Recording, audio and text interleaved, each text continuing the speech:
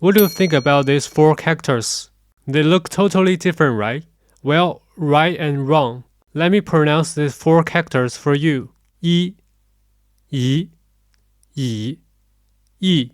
They sound so similar, but their meanings vary dramatically. So the first means 1, the number. The second means doubt or suspect. The third one means chair.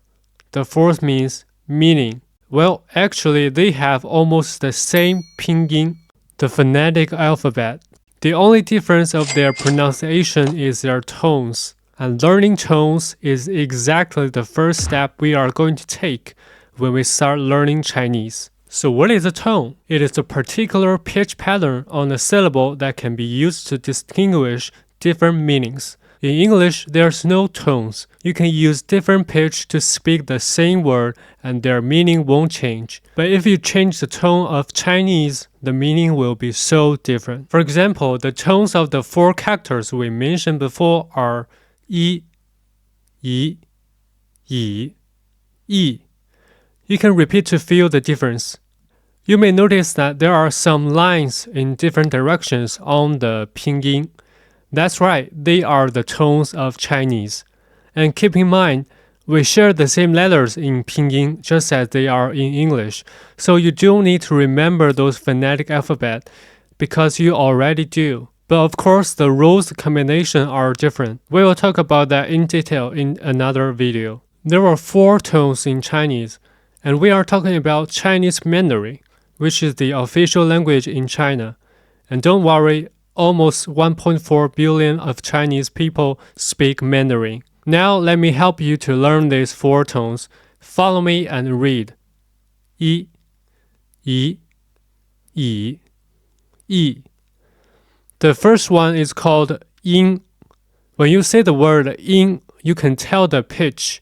It is the name of the tone and also how the pitch sounds like. Let's match the first tone with the character, yi. Listen carefully. Yi, yin.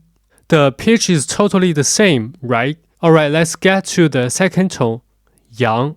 This is how it sounds like. Let's put it together with the character, yi, yang. Yes, the pitch of these two are identical. The third tone is called shang, yi, shang. The fourth tone, ru, yi, ru. Okay, let's review the 4 tones. Yin, yang, shang, ru. Remember, these are not only the names of the tones, but also how they sound like, which are their pitches. In order to help you fully understand tones, let's do some practice. Let's count 1 to 5 in Chinese. 1, 2, 3, 4, 5. The tone of yi, as we learned before, is tone 1, yin. The tone of 2, think about it, yin, yang, shang, ru. Yes, tone 4, ru. The tone of 3, compare it with yi, 3. Yes, they are the same, tone 1, yin. The tone of 4, 4. They are the same, so it's tone 4, ru. The tone of 5, we can do the match, yin, yang, shang, ru.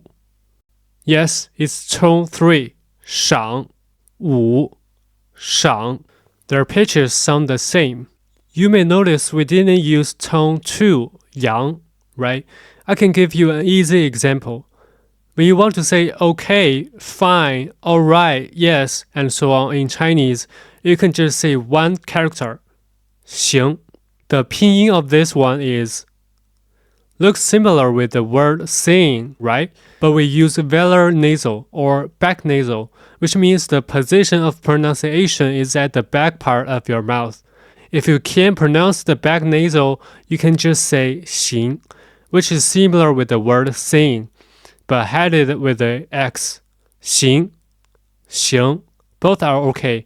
So the tone is the same as yang, So it belongs to the second tone. Next time when your Chinese friends say let's go for dinner, you can say 行 or 行. Let me do a quick summary for you. The first step when we start learning Chinese is to learn tones, which can help us distinguish different meanings when we speak Chinese.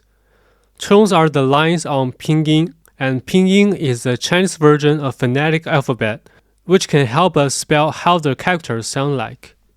The four tones of Chinese Mandarin are yin, yang, shang, ru.